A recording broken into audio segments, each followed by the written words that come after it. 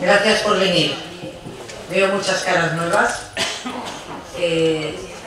Los que no habéis venido antes, que sepáis que cada martes el Faro de Alejandría da conferencias aquí, charlas, debate, y las puertas son abiertas, la es gratis, y bueno, que estáis todos invitados todos los martes. Hoy tenemos micrófono nuevo.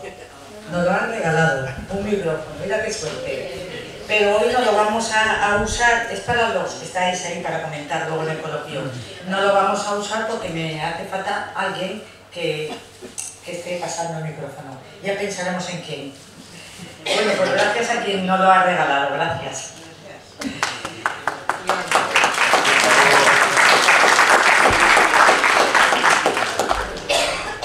Bueno, y hoy tenemos como conferenciantes, me imagino que todos lo conocéis, Rubén Martínez Gutiérrez. Él es el secretario general del PSOE, pero no tiene nada que ver el tema de hoy porque a mí no me gusta que aquí se toquen temas políticos. Pasan de derecha, de izquierda, de centro, pero cada uno habla de sus estudios o de lo que le apetezca. ¿Y de qué nos va a hablar él hoy? Pues ahí tenéis el cartel, Inteligencia Artificial y Derecho. Él es profesor titular de Derecho Administrativo de la Universidad de Alicante, doctor en Derecho con mención de doctor europeo, con la calificación de sobresaliente, cum laude por unanimidad del tribunal, premio extraordinario de doctorado, autor de 55 publicaciones académicas, 6 libros y un largo, etcétera, porque tiene un currículum, bueno, muy rico y muy extenso, pero con eso tenéis bastante para presentarlo. Le vamos a dar un fuerte aplauso.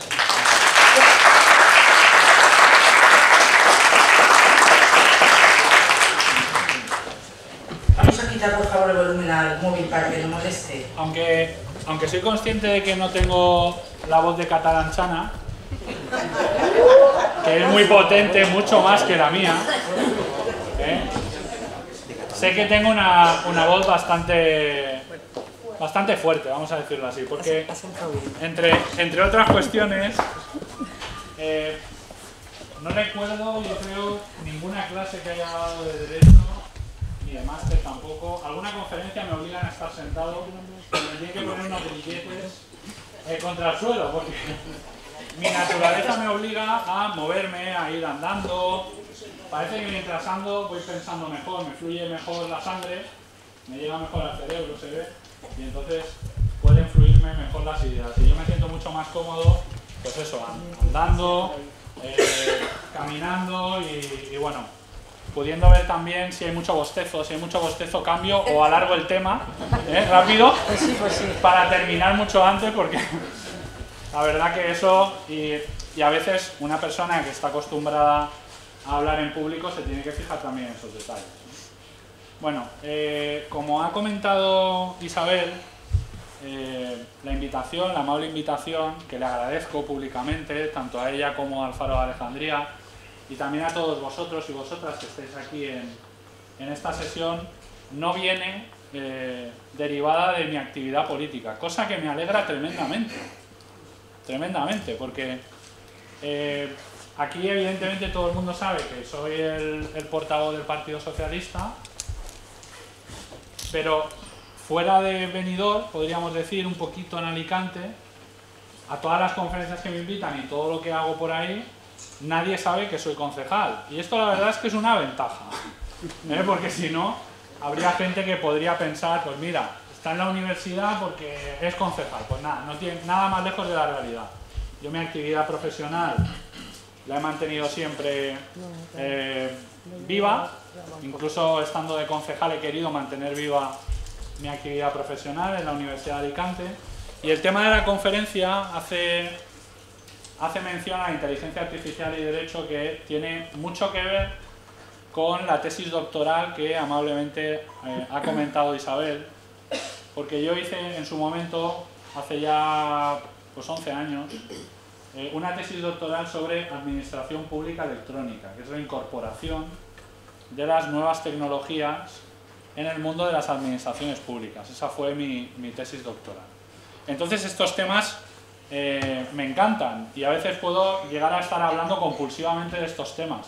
Mi mujer a veces me dice, cállate ya, por favor, vamos a hablar de otra cosa, no sigas con ese tema. ¿Con esto qué quiero decir? Yo me he preparado 40 minutos.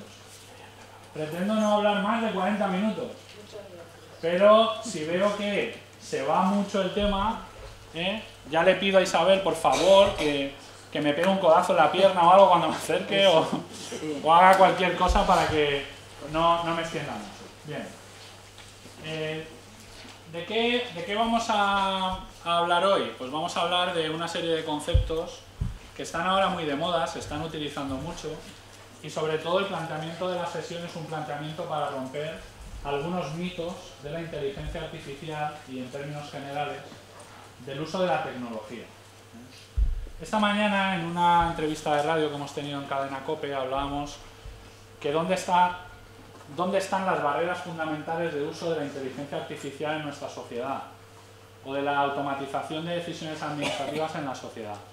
Y la barrera fundamental no es una barrera ni jurídica, ni de ingeniería, es una barrera puramente sociológica.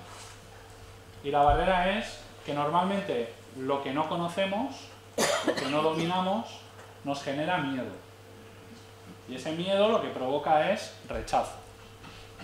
Esa es una de las cuestiones fundamentales que provoca que cuando hablemos de este tipo de cuestiones, inteligencia artificial, por ejemplo, aplicada, que lo vamos a ver luego mínimamente, a la toma de decisiones de los tribunales de justicia. Pues seguramente esto escandaliza, ¿no? ¿Cómo un ordenador va a adoptar decisiones en lugar de un juez? Pues a lo mejor en determinados asuntos que sean sencillos, que se basen en lo que ha pasado antes, nos podemos ahorrar 3 o 4 años de tiempo de espera de juicio y tener una sentencia mucho más rápida, ¿no? Por poner algún ejemplo.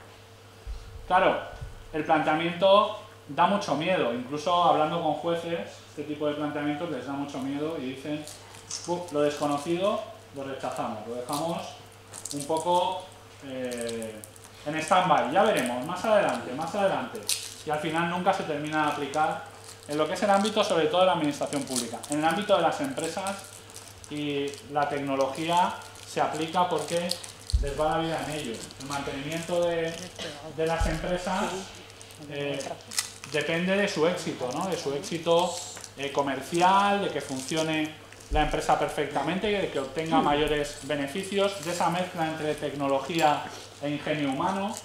Y el ámbito de las administraciones públicas es un poco diferente, ¿no? Hay un gran catedrático de Derecho Administrativo que se llama Alejandro Nieto, que dice que el problema de las administraciones es que aunque sean improductivas e ineficientes, da igual. Porque como saben que no van a desaparecer, no tienen por qué modernizarse. Y esto en el fondo, si lo pensamos fríamente, es trágico, ¿no? Es un planteamiento trágico de cómo deben funcionar nuestras administraciones. De manera que lo que debemos hacer es intentar realizar una incorporación progresiva de la modernización que hay en otros ámbitos de la vida, en el ámbito, por ejemplo, de las administraciones públicas. ¿Bien? Bueno, el planteamiento de la sesión es un planteamiento en el que vamos a trabajar, vamos a analizar algunos conceptos clave. Luego vamos a debatir un poco del derecho a la tecnología y de esa convivencia difícil pero necesaria. Y luego directamente, porque si yo os pregunto ahora, os voy a hacer una pregunta. ¿Creéis que se está aplicando la inteligencia artificial y la automatización de decisiones en nuestras administraciones a día de hoy? ¿Lo intuís? Os vais a llevar una sorpresa cuando empecemos a ver los ejemplos, ¿eh? Porque vais a decir, cuidado, que esto no estamos hablando del año 2030, ¿eh? Esto es el aquí y el ahora. Por tanto, esto está ya aquí. ¿Y qué es lo que hace el derecho con este tipo de cuestiones? Lo que hace el derecho es embridar. El derecho lo que hace es embridar, encauzar, ordenar, regular, sistematizar, ordenar el cauce, ¿no? Por donde tienen que ir caminando pues, los procesos, la inteligencia artificial, la conducta humana, es poner sentido común por escrito. Eso es el derecho, ¿no? O debería ser el derecho. A veces soy consciente de que no es así. Bien, y luego me dijo Isabel que habitualmente se hacía un pequeño debate y entonces deliberadamente ya haremos alguna conclusión y luego un debate después. ¿Bien? Bien, lo primero que uno se plantea cuando afronta el reto de hablar de inteligencia artificial es realmente de qué estamos hablando, ¿no? Y si sabemos muy bien qué son estas cuestiones de la inteligencia artificial o de la automatización de decisiones. Al final, cuando hablamos de los procesos de incorporación de tecnología en las organizaciones y de su regulación, realmente estamos hablando desde la incorporación de la tecnología muy leve, es decir, incorporar ordenadores, equipos de tratamiento automatizado de información, incorporar programas de ordenador que nos ayuden a hacer las cosas, ¿no? Sería, por ejemplo, como en la cocina, los cocineros profesionales de estos de estrella Michelin, hace tiempo un robot de cocina, vamos, no entraba en sus cocinas ni de casualidad, ¿no? Pero ahora, oye, hay algunas cosas que los robots de cocina las hacen muy bien, ¿verdad? Pues el tema de los robots de cocina es la inteligencia artificial aplicada a la cocina. Es exactamente eso. ¿Bien? Por tanto, ¿de qué estamos hablando? De procesos que van desde la incorporación de la tecnología en mayor o menor medida hasta el máximo de incorporación de la tecnología, ¿eh? Que es que un proceso de 0 a 100 se realice a través de programas informáticos y que la decisión última se tome por programas informáticos. Aquí ya hay matices, ¿no? Porque esa decisión última la podemos tener adoptada, por ejemplo, un proceso de inteligencia artificial aplicado a la jurisdicción contenciosa administrativa. Podemos tener una propuesta de sentencia o 2 o 3 propuestas de sentencia, ¿no? Y yo, por ejemplo, aquí el 100% de inteligencia artificial, sinceramente, no lo veo. Yo creo que lo ideal sería que un juez supervisara esas 2 o 3 opciones, ¿no? Basadas en el análisis de toda la casuística anterior y dijera, pues bueno, la mejor es esta y yo voy a optar por esta. ¿Qué valor añadido nos da esto? Pues que podemos trabajar con un volumen de información que una persona sola no puede tener. Nosotros individualmente podemos saber mucho de un tema, pero no vamos a tener absolutamente la capacidad de procesar toda la información que haya sobre ese tema. Y los dispositivos de inteligencia artificial sí que pueden hacerlo. Por tanto, si nos dan opciones, distintas opciones, 3, 4, 5 opciones, es mucho más fácil hacer nuestro trabajo y sobre todo mucho más rápido. Mucho más rápido. Bien. En cuanto a los conceptos clave, el primero, y de donde partimos, el de sociedad de la información o sociedad del conocimiento. Esto es un... Y he puesto ahí, ¿se ve bien la fotografía? La fotografía es de un libro que me gusta mucho, porque como también me meto en cosas políticas, pues está bien este tipo de lecturas, ¿no? Es El arte de la guerra. El libro este se llama El arte de la guerra. Y la verdad es que me ha enseñado mucho en política, el libro este. Y en el arte de la guerra hay una serie de cuestiones que han tenido muchísimo éxito, éxito en la sociedad. Muchos dichos, muchos refranes que han tenido mucho éxito en la sociedad actual, ¿no? Es un libro ya muy antiguo, como sabréis, la mayoría de vosotros. Y uno de ellos ha sido la información es poder. ¿Os suena esto de la información es poder? Bien. ¿Pensáis que la información es poder? Sí, claro. Yo también pienso que la información es poder. ¿Pero sabéis lo que da verdadero poder? El conocimiento. ¿Qué es el conocimiento? Es el análisis de toda la información, manufacturar toda esa información, tratarla y generar ya, tras un proceso de análisis, verdadero conocimiento. Eso es lo que da verdadero poder. Fijaros, yo me fui al original, en mi tesis doctoral dediqué unas páginas a la sociedad de la información o sociedad del conocimiento, ¿no? Era donde venía esto de información y conocimiento. Y cuando estaba analizando, dije, bueno, hay algún autor que dice que en el original del arte de la guerra, en chino, no se decía la información es poder, se decía el conocimiento es poder. Y efectivamente fui al original. ¿Y sabéis qué decía en el arte de la guerra hace muchísimos años? El conocimiento es poder. ¿Qué nos permiten los procesos de inteligencia artificial y de tratamiento automatizado de datos y de actividad automatizada? Nos permiten transformar información en conocimiento. Y eso sí que ya nos da mucho más poder. Por deciros algo, yo me ha presentado Isabel como doctor en Derecho, se dice así, es el título, ¿no? Pero vamos, yo no os aconsejaría que vinieseis conmigo a una consulta médica estando enfermos, por mucho que tenga el vademecum de medicina al lado, porque vamos, voy a abrirlo y no voy a entender absolutamente nada, ¿eh? Hombre, si tengo a Alfonso al lado, algo me ayudará para poder saber por dónde van estas cuestiones, pero vamos, yo de temas médicos, por mucha información que tengas, no tienes capacidad de procesar, ¿verdad?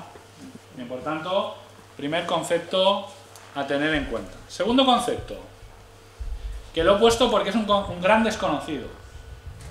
Y yo creo que es uno de los conceptos que jurídicamente van a ser más importantes del siglo XXI. Yo creo que va a pasar a ser un principio jurídico.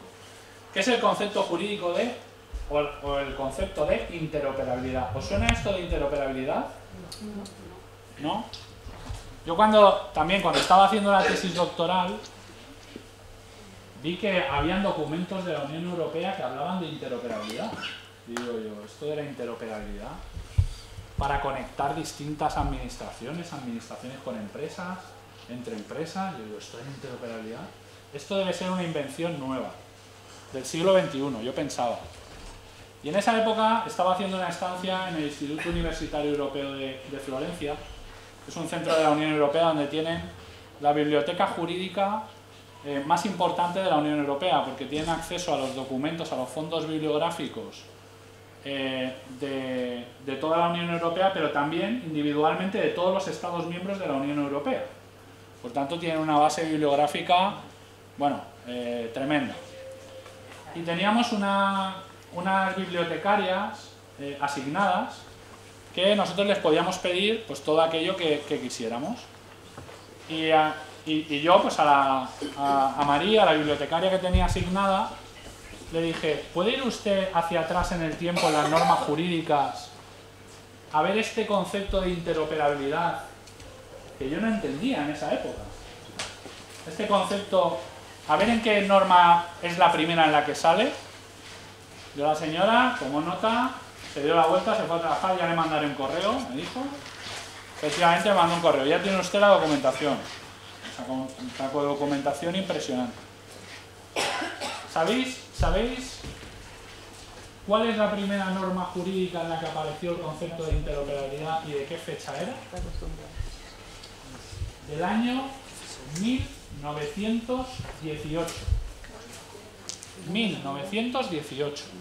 Nunca hemos oído esa palabra. La guerra mundial, ¿no? Yo nunca lo he oído. 1918. ¿Y sabéis a qué se refería? ¿A qué? Por eso he puesto estos dibujitos de trenes. ¿Veis los trenes?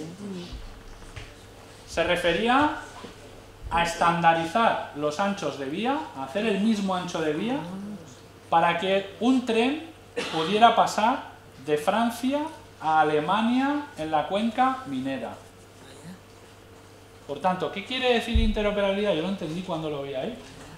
Quiere decir estandarizar para conectar. Estandarizar para conectar. ¿Podríamos decir que vivimos en un mundo interoperable? La respuesta es que sí. Aquí está todo estandarizado. Todo estandarizado. Este cuadro del suelo, las medidas están estandarizadas. Las medidas de la luz, el 60×60 del techo de escayola, mi cinturón. Las medidas de mi cinturón, el tallaje. ¿Os suena ISO, el Instituto de Estandarización Oficial de Naciones Unidas? Pues lo único que hace la norma ISO 9001... En mi empresa lo teníamos. Pues esos son procesos de estandarización. Procesos de estandarización. ¿Y para qué sirven? Pues los procesos de estandarización sirven para que podamos estar conectados. Y para que podamos estar conectados, sobre todo de una manera mucho más fácil, para que tengamos organizaciones equivalentes entre sí. Por tanto, ¿cuál es la base de la inteligencia artificial? La base de la inteligencia artificial es hacer sistemas que puedan interconectar todos los datos de todas las administraciones y empresas, garantizando la privacidad y permitiendo a la vez, es decir, no que nuestros datos sean barra libre, sino que se pueda realizar un procesamiento de datos entre administraciones y empresas con anonimato, por decirlo así, y que toda esa información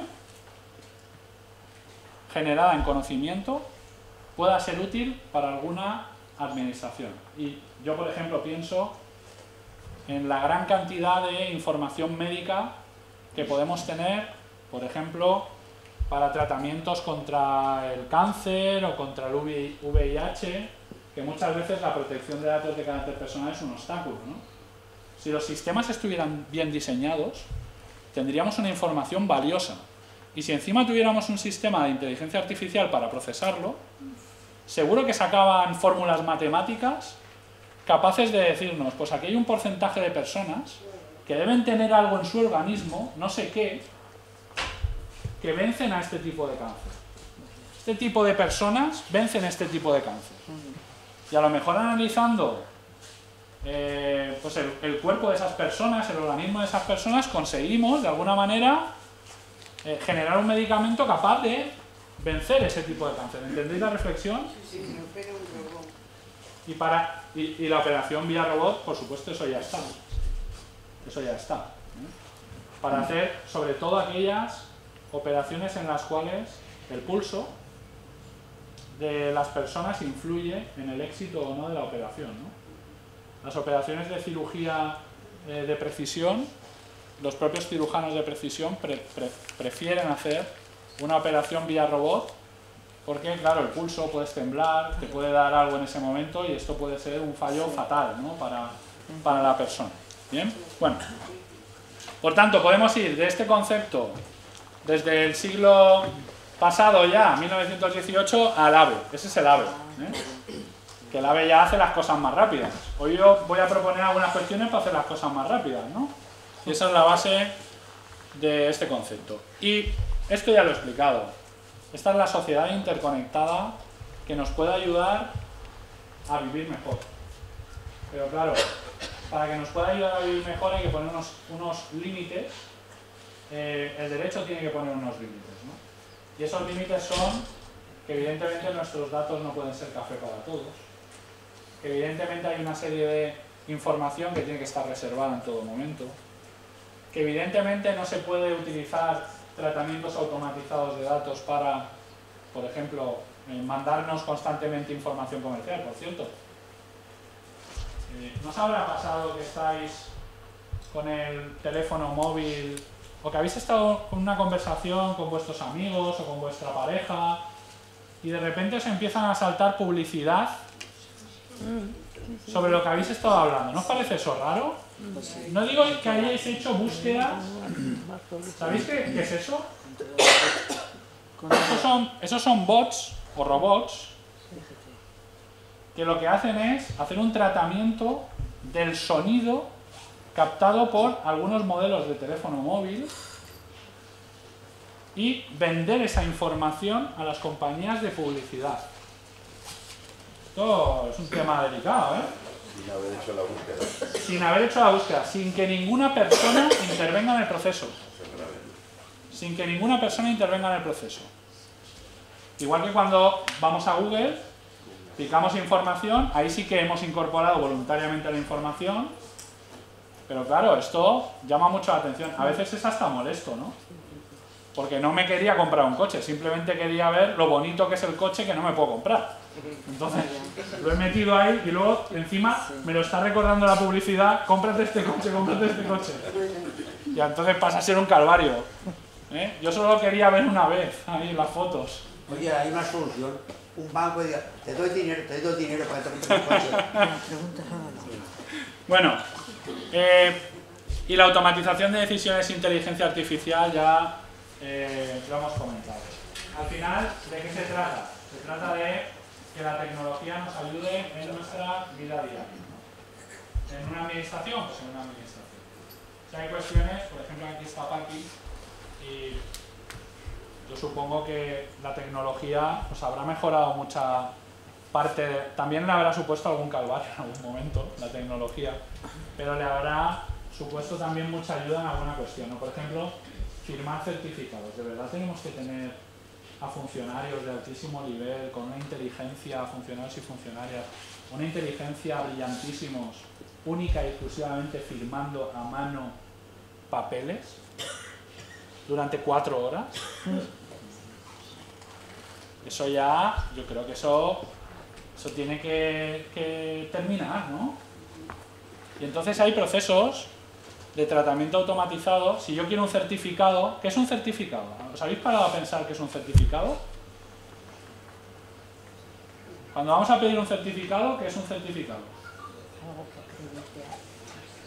Una acreditación. Una acreditación. Y es una acreditación de algo que ha pasado, ¿no? De algo que ha pasado. Por ejemplo, un certificado de mi título no innova, no hace nada, ¿no? Simplemente da constancia de algo que yo hice en su momento, ¿verdad? ¿De verdad para eso tenemos que estar personas buscando documentos? Eso es improductivo. Pues un sistema, yo hago la solicitud y en un minuto, aparece ese certificado. Por ejemplo, yo mi certificado de hoja de servicios de la Universidad de Alicante, de todos los años que llevo, desde el 2004 hasta hoy, se genera en 30 segundos por el sistema. ¿Por qué? Porque eso no hay nada que innovar. Es un proceso totalmente automatizado. Bien. Y aquí claro, aquí está el debate de esa convivencia difícil, pero digo yo necesaria también, entre... Me voy a quedar aquí arriba, sí. Esa convivencia difícil pero necesaria entre la tecnología y los humanos. ¿Veis las fotos que he puesto ahí, los dibujitos? Esta de aquí me gusta mucho porque le gusta a mi hijo mayor, a Marc, que es un señor trajeado huyendo de un ordenador. Y en la otra me gusta mucho más, ¿no? Que es una máquina, ¿no? Sí. Dando la mano al humano, ¿no? La ayuda. Al final no podemos renunciar al progreso. Yo ayer estuve viendo un programa, igual lo visteis algunos, de la periodista esta de 4, de Samantha Villar, que se fue al pasado y había unas personas viviendo como si estuvieran en el siglo XVIII, ¿no? Y yo lo miraba y no me creía lo que estaba viendo, ¿no? Personas que voluntariamente se habían vuelto al siglo XVIII. También se podían haber ido a las cavernas. ¿Por qué el siglo XVIII, no? Con caballos y carruajes, podían haber seguido más atrás, ¿no? Renunciar al progreso no tiene ningún sentido, ¿no? No tiene ningún sentido. Bien, y para vencer algunos miedos, para que veáis que esto no es tan complicado. A ver, he puesto ahí unas preguntas. Y os voy a hacer unas preguntas para que, si sois tan amables, me levantéis la mano. ¿Cuántos de vosotros habéis firmado electrónicamente alguna vez?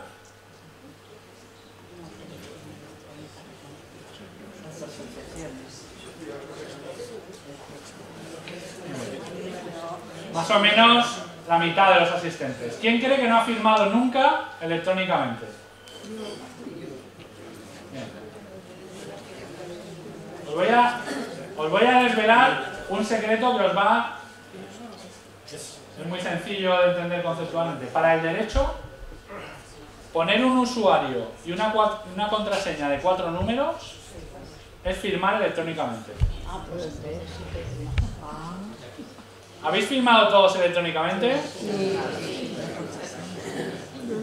¿Os acordáis al principio cuando íbamos al banco y nos decían, no, esto hay que hacerlo por el cajero? Todos nos quejábamos. Yo soy joven, tengo 37 años, pero me acuerdo de cuando los cajeros todavía no estaban tan extendidos, ¿no? Y entonces había que hacer unas colas, ¿os acordáis de eso? ¿De las colas? Ahora vamos al banco y si podemos evitar la cola, vamos, nos vamos directos al cajero. Nos da rabia que haya cola en el cajero. ¿Por qué? Porque se ha demostrado al final que es seguro, que no genera ningún tipo de problema. Bien, la tecnología al final nos ha ayudado. Fijaros, en una conferencia que estuve dando sobre estos temas de seguridad, tecnología, firma electrónica, me tocó con el, creo que es comandante. Yo es que esto de las jerarquías militares, como me he dedicado toda la vida a estudiar, no tuve que ir a la mili, y entonces las jerarquías militares no me las sé, pero comandante, no sé, uno de los jefazos de la Guardia Civil, de los que tienen la unidad de delitos telemáticos. ¿Os suena esto? Y ese señor, había allí un montón de personas que nos decían, sí, bueno, pero la firma electrónica, esto es peligroso porque nos cogen la clave y entonces es, vamos, un horror, ¿no? Y el señor, yo la verdad es que había veces que decía, pues parece que tiene razón lo que dice esta persona, ¿no? Pero este señor, el de la unidad de delitos telemáticos, cogió y dijo, ¿saben ustedes cuál es la estafa informática más extendida en aquel momento? Estoy hablando del 2005-2006. Cogían una cartera, robaban una cartera, en la cartera llevábamos, habitualmente, ¿qué llevamos? El carnet de conducir, ¿verdad? Carnet de conducir antiguo, ¿os acordáis del carnet de conducir antiguo? Este que era como un tríptico. Dice, el ladrón o la ladrona cogía su foto, quitaba la foto del carnet de conducir, grapaba la foto, ¿sí? Y se iba, miraba la firma como era, miraba la firma que aparecía en el carnet de conducir, y se iba con la tarjeta de débito o de crédito por todos los comercios, con su foto, la dependienta o el dependiente veía y decía, efectivamente, este señor, la firma, hacía un garabato medio parecido y decía, bueno, pues esa era la cuestión más extendida. ¿Qué pasa ahora con las tarjetas, el pago con tarjeta de crédito o de débito? Una contraseña de 4 dígitos es muy complicada. Es muy complicada que se la sepa alguien. Y al final, claro que puede haber en un momento determinado algún tipo de... pero mucho menos que antes. Mucho menos que antes. ¿Por qué? Porque es mucho más seguro. Es mucho más seguro, esa es la realidad. Y se nos pierde la cartera y ya no tenemos ese miedo, ¿no? Además, ¿cuánto tardamos en anular las tarjetas bancarias a través de las redes? Nada, cero. Con el móvil, cero, efectivamente. Bien. Esto ya, como lo hemos preguntado, ¿cuántos han sufrido una decisión de automatización e inteligencia artificial? Nada. Y una pregunta, en el cole, yo veo a mi hijo, tengo 2 hijos. El mayor tiene 6 años, va a hacer 7 años ahora. Yo soy un desastre para las fechas, mi madre está ahí detrás. Una vez se me olvidó su cumpleaños, el cumpleaños de mi madre. Perdona, mamá. Lo aprovecho ahora. Se me olvidó su cumpleaños. Una semana después me llama, la mujer dice, ¿no tienes nada que decirme? Yo llevo un jaleo tremendo. Digo, ay mamá, tu cumpleaños. Se acordará de aquel día. Pues mi hijo mayor nació el 29 de febrero. Yo creo que dijeron, este no se olvida del cumpleaños. Uno el 29 de febrero y el pequeño, yo soy del 21 de julio, el pequeño nació el 20 de julio. Dijo, lo vamos a hacer de tal manera que este no se olvide de las fechas, ¿no? Bien. Pues yo veo a mis hijos cómo se relacionan con la tecnología. El mayor, al pequeño le dejamos pocas pantallas, no nos gusta nada esto de que estén todo el día con las pantallas, lo justo. Pero ya el de 6 años, vemos cómo se relaciona con la tecnología, cómo la trabaja, cómo la toca, y es una maravilla. Y yo digo, ¿no sería bueno que en el colegio, se explican muchas cosas en el colegio, ¿no? Pero a lo mejor hay un huequito, ¿no?, para explicar leyes de la robótica, automatización de decisiones, tecnología, inteligencia artificial, ¿no? Yo creo que esa es la base del futuro, ¿no? Y tenemos que preparar a nuestros niños y niñas, ¿no? ¿Para qué tenemos que preparar a nuestros niños y niñas?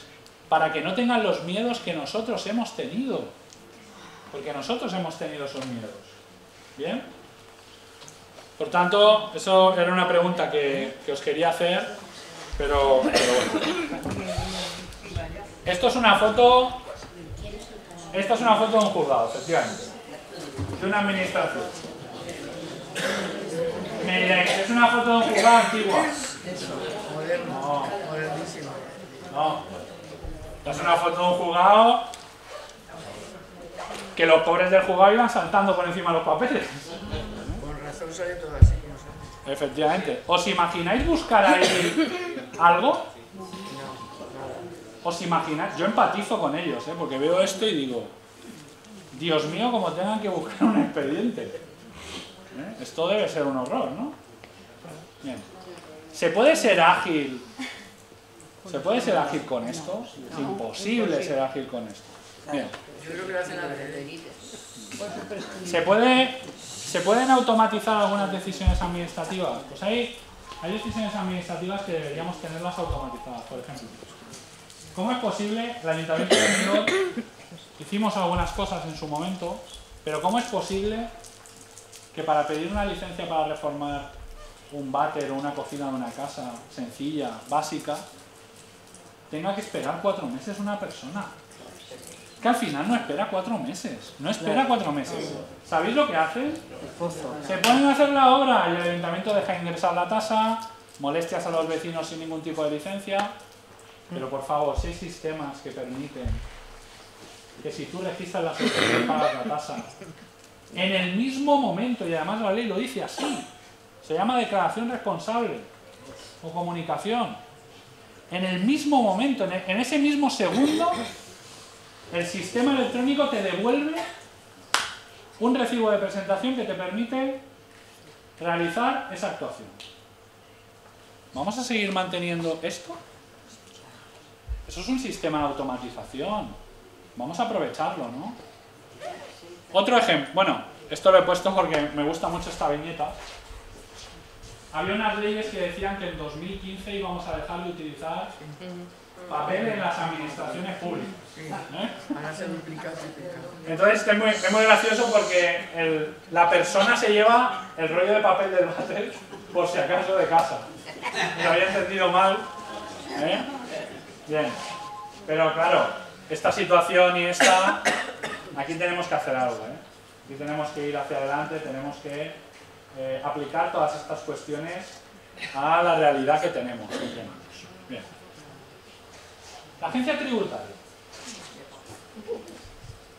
¿La agencia tributaria utiliza sistemas de inteligencia artificial? Sí. Estamos súper controladísimos. Absolutamente. Absolutamente. El dinero que se escandalizan. Absolutamente. ¿Sabéis por qué? Porque hay dinero detrás. Para la justicia igual no hay dinero, ¿verdad? Para los ayuntamientos tampoco, pero a la agencia tributaria hay que tratarla bien. La seguridad social también, Hombre.